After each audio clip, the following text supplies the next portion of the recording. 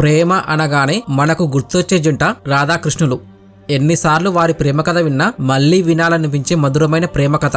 కృష్ణుడు విష్ణువు 8వ అవతారంగా ఉండగా రాధ లక్ష్మీదేవత అవతారంగా జన్మించిందని అంటుంటారు. అయితే కృష్ణునికి అనేక మంది భార్యలు ఉన్నా కానీ అతని ఆత్మ మాత్రం ఎల్లప్పుడూ రాధనే.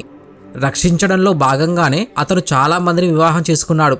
రాధా మరియు కృష్ణ అనే పదాలలో ఏ ఒక్కటి లేకపోయినా అసంపూర్ణంగానే ఉంటాయి. వారి దైవ ప్రేమ అసమానమైనది. అంతేకాదు వారి ప్రేమ ఈ భూమి ఉన్నంతకాలం నిలిచి ఉంటుంది అనడంలో ఆశ్చర్యం లేదు. ఏది ఏమైనా రాధాకృష్ణులు ఒకరినొకరు పెళ్లి చేసుకోకపోవడం మాత్రం భక్తులను బాధించే విషయమే. అయితే రాధాకృష్ణుల వివాహం జరగకపోవడానికి గల కొన్ని కారణాలతో పాటు రాధ ఎలా చనిపోయిందో మరియు శ్రీకృష్ణునికి ఎంతో ఇష్టమైన తన వేణువును ఎందుకు విరిచాడో ఈ వీడియోలో తెలుసుకుందాం. అయితే వాటన్నిటిని తెలుసుకోవాలంటే ఖచ్చితంగా ఈ వీడియో చివరి వరకు పూర్తిగా చూడాల్సిందే. అలాగే ఈ ఛానల్ని కొత్తగా చూస్తున్నట్లయితే వెంటనే ఈ వీడియోని లైక్ చేసి ఛానల్ని సబ్స్క్రైబ్ చేసుకోండి.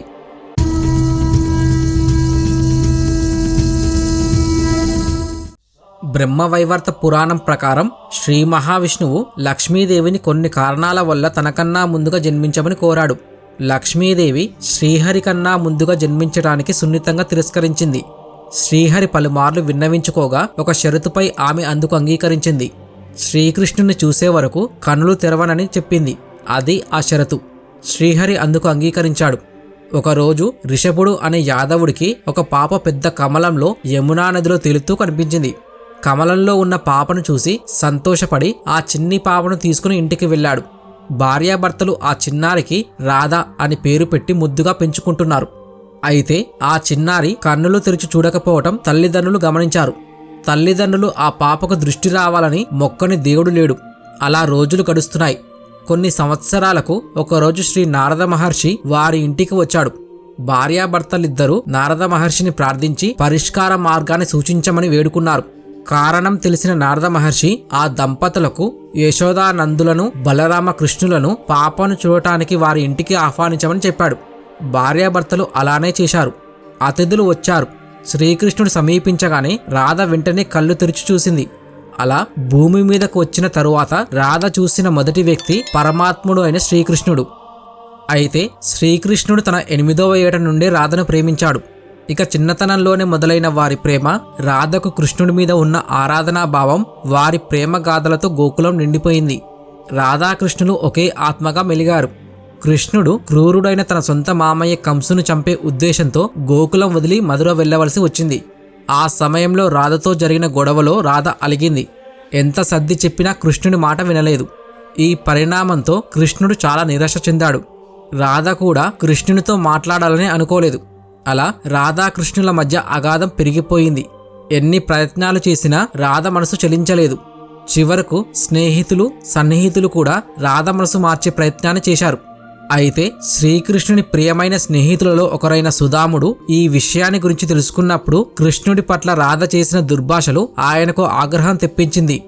ఆమె తన బాధని వ్యక్తపరిచే పద్ధతికి దుర్భాషలాడటం సరైన మార్గం కాదని చెప్పడానికి ప్రయత్నించాడు. అంతేకాకుండా కృష్ణుడు రాధపై పెంచుకున్న ప్రేమను, అతని బాధను వివరించే ప్రయత్నం కూడా చేశాడు.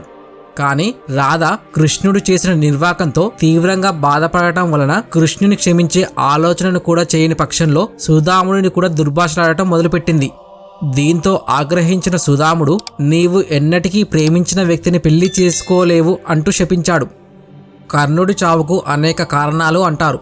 అలాగే రాధాకృష్ణుల ప్రేమకు మధ్య అవాంతరాలు ఎన్నో. కృష్ణుడు రాధను పెళ్లి చేసుకోవాలని అనుకున్నా కృష్ణుడి కంటే రాధ వయసులో పెద్దది కావడం వల్ల తల్లి ఒప్పుకోలేదు. అయితే పెళ్లి చేసుకోవటానికి కృష్ణుని ప్రతిపాదన తిరస్కరించినట్లు మరో కథ కూడా ఉంది. ఆమె ఒక గోకాపరి కుమార్తె. అయితే కృష్ణుడు రాజభవనంలో నివసించేవాడు. అందువల్ల వారి వివాహం సాధ్యం కాదని ఆమె బలంగా నమ్మేది. అలా కృష్ణుడిపై ప్రేమను దాచి కఠినంగా ప్రవర్తించి దూరం చేసుకుందని కూడా అంటుంటారు.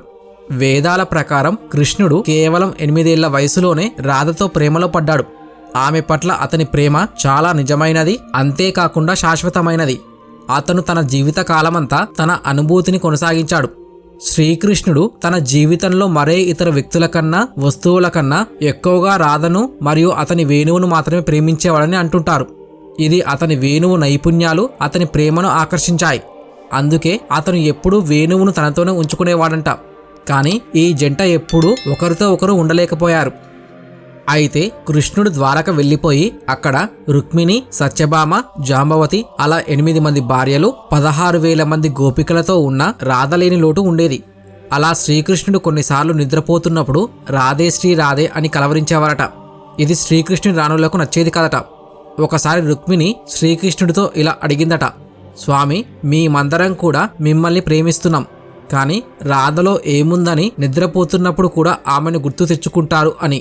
అప్పుడు కృష్ణుడు, మీరు ఒకసారి రాధను కలిస్తే అప్పుడు మీకే తెలుస్తుందని, మీరు వెళ్ళేటప్పుడు రాధ కోసం ఏదైనా తీసుకొని వెళ్ళండి అని చెప్పాడు. ఆ తర్వాత రుక్మిణి రాధ కోసం వేడి పాలను తీసుకొని రాధ యొక్క రాజభవనం తలుపు దగ్గరికి వెళ్ళింది. అక్కడ నిలబడి ఉన్న ఒక ప్రకాశవంతమైన, ఒక శక్తివంతమైన స్త్రీని చూసి, మీరు రాధ అని అడిగితే ఆమె, లేదు, నేను రాధను కాదు, ఆమె సేవకురాలిని అని చెప్పింది.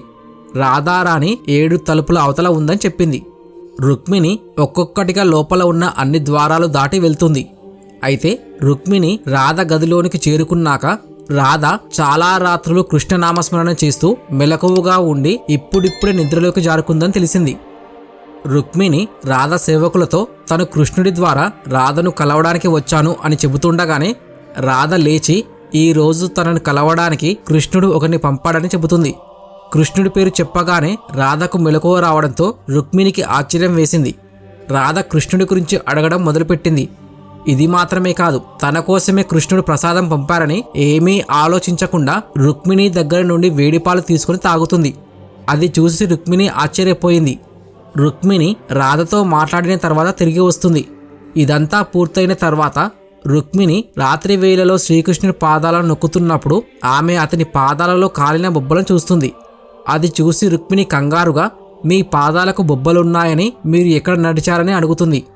దానికి కృష్ణుడు, మీరు రాధతో వేడిపాలు తాగించినప్పుడు రాధ నా పాదాలు పూజిస్తూ ఉంది, దాని కారణంగా నా పాదాలకు కూడా బొబ్బలు వచ్చాయని చెబుతాడు. అది విన్న తర్వాత రుక్మిణికి రాధ మరియు కృష్ణుడి ప్రేమ ఎంత ఉన్నతమైందో తెలిసింది. ప్రేమ అనేది శరీరంతో కాదు, ఆత్మతో ఉంటుందని అర్థం చేసుకుంది.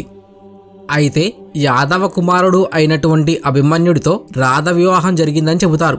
కానీ అభిమన్యుడు దదీచి మహర్షి చేత రాధని తాకితే బూడిదగా మారిపోతాడని చెప్పించబడతాడు. ఆ కారణం చేత పెళ్లి తర్వాత కూడా ఆమె చాలా సంవత్సరాలు కృష్ణుడి ప్రేమలో స్వేచ్ఛగా ఉంటుంది. ఎన్నో సంవత్సరాలు రాధ తన వైవాహిక జీవితాన్ని చాలా చక్కగా నిర్వహించి తర్వాత ఆమె అన్ని బాధ్యతల నుండి విముక్తి పొంది చివరిసారిగా తన కృష్ణుడిని కలవడానికి వెళ్ళింది. ఆమె ద్వారక చేరుకున్నప్పుడు కృష్ణుడి రుక్మిణి మరియు సత్యభామ వివాహం గురించి విన్నప్పటికీ ఆమెకు బాధగా అనిపించలేదు. కృష్ణుడు రాధను చూసినప్పుడు చాలా సంతోషపడ్డాడు. ఇద్దరూ ఒకరితో ఒకరు చాలాసేపు మాట్లాడుకున్నారు. అయితే ద్వారకలో రాధ ఎవరికీ తెలియదు. ఆమెను రాజభవనంలో దాసి రూపంలో నియమించవలసిందిగా కృష్ణుడిని అభ్యర్థించింది.